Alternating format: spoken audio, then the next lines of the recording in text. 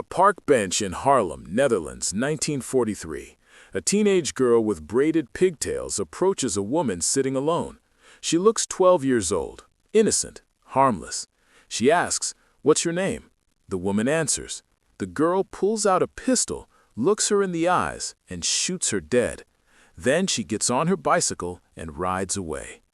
Her name is Freddie Oversteegen. She's 16 years old, and this is only the beginning. The woman Freddie just killed wasn't innocent. She was a Dutch collaborator who possessed a list, every Jew in the region, names and addresses that she was about to hand to the Nazis. That list meant death for hundreds of innocent people, men, women, children, entire families destined for deportation camps. Freddie had just saved them all. By the end of the war, she and her sister Truus would assassinate dozens of Nazis and collaborators. The exact number? No one knows. When asked, Freddie always gave the same answer. One should not ask a soldier any of that. This is the story of two teenage girls who seduced Nazi officers, lured them into forests, and shot them dead. Girls who learned to kill in an underground potato shed. Girls who refused to murder children, even the children of their enemies. Girls who remained human while fighting monsters.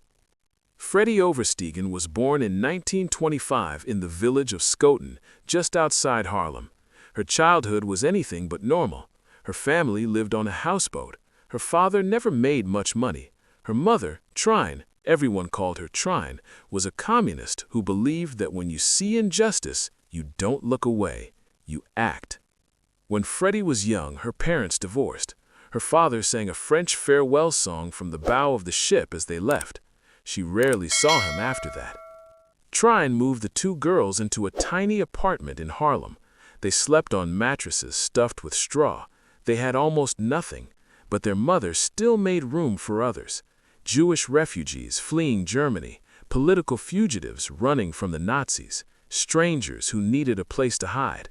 Freddie and Truus grew up sharing their beds with people whose names they sometimes didn't even know. They made dolls for children suffering in the Spanish Civil War. They learned early that some things matter more than comfort. Their mother taught them one lesson above all. If you want to help somebody, you have to make sacrifices for yourself. It was a lesson they would never forget. May 10, 1940. Nazi Germany invaded the Netherlands. The Dutch army held out for 5 days, then surrendered. Freddie was 14, Truus was 16. The occupation began immediately. German soldiers filled the streets, Nazi flags hung from buildings, new rules, new restrictions, new fears. Freddie remembered what it felt like. "I remember how people were taken from their homes. The Germans were banging on doors with the butts of their rifles that made so much noise you'd hear it in the entire neighborhood, and they would always yell. It was very frightening." But the Oversteegen family didn't hide. They fought back. Freddie and Truus joined their mother distributing anti-Nazi pamphlets and illegal newspapers. At night, they'd sneak through the streets with paste and paper, covering German propaganda posters with their own messages. "The Netherlands must be free," and "Don't go to Germany. For every Dutchman working in Germany, a German soldier goes to the front." Then they'd race away on their bicycles, hearts pounding, knowing that if they were caught, they'd be shot. But they were never caught. Two young girls on bicycles. Who would suspect them? Their activities didn't go unnoticed. In 1941, a man named Frans van der Wiel came to their door. He was the commander of the Haarlem Council of Resistance, part of the underground network fighting the Nazi occupation. He'd heard about the Oversteegen family, the mother who hid refugees, the daughters who distributed illegal pamphlets. He wanted to recruit them.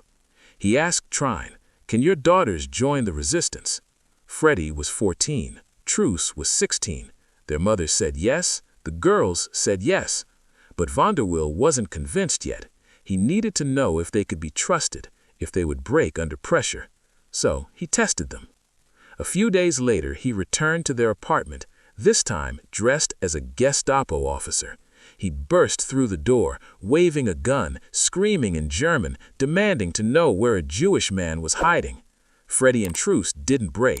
They didn't give up a single name.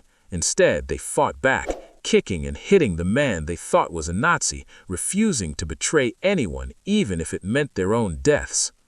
Vanderwill stopped the act and revealed who he really was. They had passed the test. Now he told them what joining the resistance would actually mean. You'll learn to sabotage bridges and railway lines. He paused. And you'll learn to shoot Nazis. Truce looked at her little sister. Freddie grinned and said, "Well, that's something I've never done before." Their mother gave them one piece of advice before they left. Always stay human. The Oversteegen sisters were taken to an underground potato shed. There, in the darkness beneath the earth, they learned to fire a weapon. They learned how to aim, how to stay calm, how to kill. Their first mission wasn't assassination, it was arson. Nazi warehouses needed to burn, but they were guarded by SS soldiers. The plan was simple. Freddie and Truce would approach the guards, talk to them, flirt with them, touch their arm, lean in close. Then she'd ask the question, "Would you like to go for a stroll in the woods?"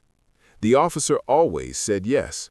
They'd walk into the forest together, deeper and deeper, away from the roads, away from witnesses. And there, hidden among the trees, the other sister would be waiting. One bullet to the head. The officer would fall.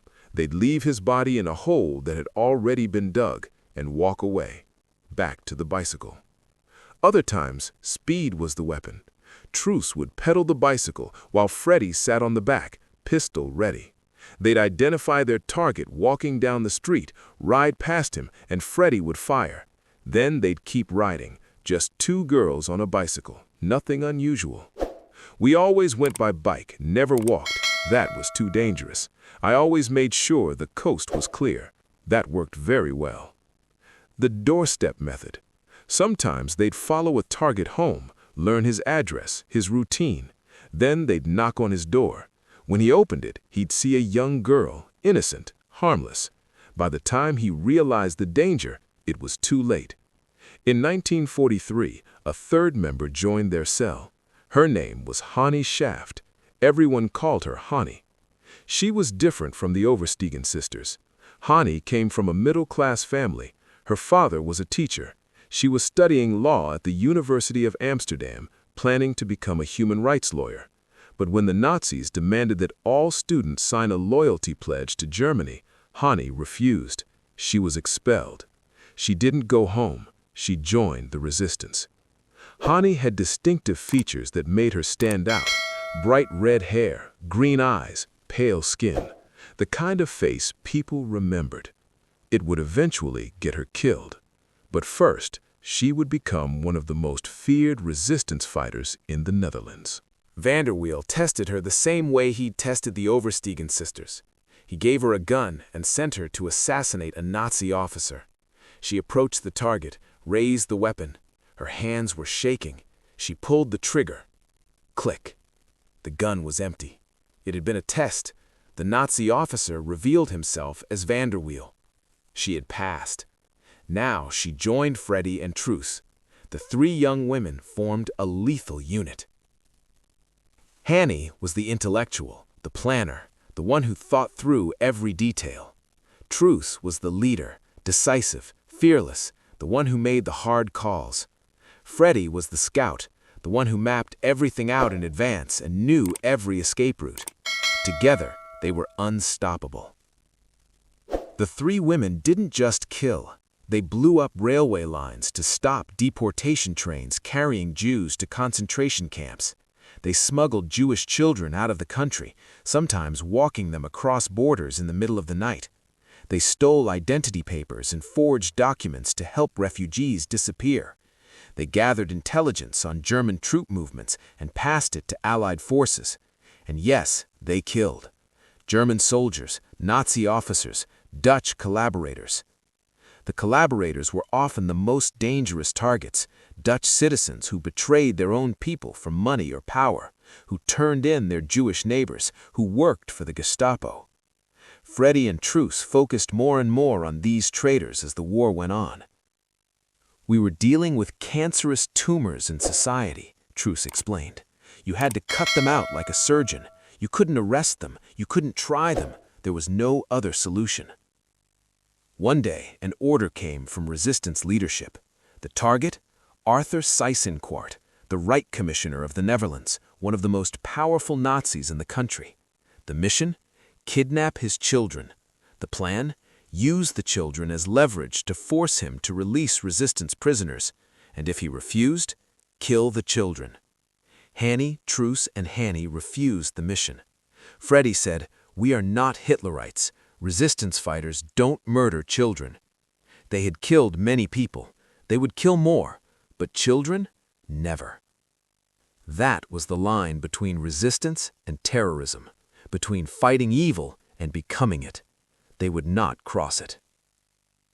By 1944, Hanni Schaft was one of the most wanted people in the Netherlands. Her red hair had been spotted at too many scenes. Witnesses described her. Word spread. The Nazis issued a bulletin, "Find the girl with the red hair." Hanni dyed her hair black, started wearing glasses, changed her appearance as much as she could, but she didn't stop fighting. In June 1944, Hanni and a fellow resistance fighter named Jan Bonekamp were assigned to kill a Dutch collaborator named Willem Regau. They found him. Bonekamp shot him, but Regau didn't die immediately. In the chaos, Bonekamp was shot in the stomach. Hanni escaped. Bonekamp was captured. He was taken to a hospital, dying. The Nazis interrogated him. He refused to talk. Then they tried a different approach. An officer pretended to be a resistance member, told Bonekamp he was a friend, that he wanted to help. Bonekamp, delirious from blood loss and medication, believed him. He gave up Hanni's address. He died shortly after. The Nazis raided Hanni's parents' home. They arrested her mother and father and sent them to a concentration camp. Hanni went into hiding. She couldn't fight anymore. If she was captured, everyone she knew would die. For months, she stayed underground, but she couldn't stay hidden forever. March 21, 1945. The war was almost over. Allied forces were advancing. Liberation was weeks away. Hanni was cycling through Haarlem, carrying copies of an illegal communist newspaper and a pistol. She was stopped at a Nazi checkpoint. They searched her. They found everything. She was arrested. They took her to a prison in Amsterdam. For weeks, they interrogated her, tortured her, kept her in solitary confinement. They knew they had captured someone important, but they needed her to confirm it. Eventually, they noticed something. Her hair was black, but her roots were growing in red. They had found the girl with the red hair. Hanni admitted to her assassinations. She confessed to what she had done, but she never gave up a single name. Not one member of the resistance, not Freddie, not Truce, no one. She protected her friends until the very end. April 17, 1945, 18 days before the Netherlands would be liberated. The war was over. Everyone knew it. There was even an agreement between the Nazis and the Dutch resistance to stop executions, but Willy Lodges, the Nazi officer in charge, ignored it. He wanted Hanni Schaft dead. 2 Dutch collaborators, traitors to their own country, were assigned as executioners. Their names were Martin Kuiper and Matthias Schmitz. They took Hanni to the sand dunes of Overveen, the same dunes where hundreds of resistance fighters had already been killed and buried. Schmitz raised his pistol and fired. The bullet grazed Hanni's head. It wounded her, but it didn't kill her. She looked at her executioner and said, "I shoot better than you." Kuiper raised his submachine gun and fired. Hanni Schaft died in those dunes. She was 24 years old. They buried her in a shallow grave, so shallow that her red hair was still visible above the sand. Truce Oversteegen died on June 18, 2016. She was 92 years old. Freddie Oversteegen died on September 5, 2018, one day before her 93rd birthday. Throughout her life, Freddie visited Hanni Schaft's grave. She left red roses for the friend who didn't make it. When asked what advice she had for future generations, Truce said, "When you have to make a decision, it must be the right one, and you must always remain human." Those were the words their mother had given them before they joined the resistance. Always stay human. Freddie and Truce killed people. They shot men in forests and on street corners. They watched the life leave their enemies' eyes, but they remained human. They cried after every kill. They refused to murder children. They carried the weight of what they'd done for the rest of their lives. The Nazis killed millions, systematically, industrially, without remorse, and lost their humanity entirely. That's the difference. During World War II, 90% of the Dutch population tried to live their lives as normally as possible under Nazi occupation. 5% collaborated with the enemy. 5% joined the resistance. Of that 5%, only a handful of women took up arms, and even fewer killed with their own hands. Freddie Oversteegen was one of them, a 14-year-old girl with braided pigtails and a pistol hidden in her bicycle basket. She wasn't a hero from a movie. There was no dramatic music, no slow-motion shots, no Hollywood ending. Just a teenage girl who decided that some things are worth killing for, and some things are worth dying for.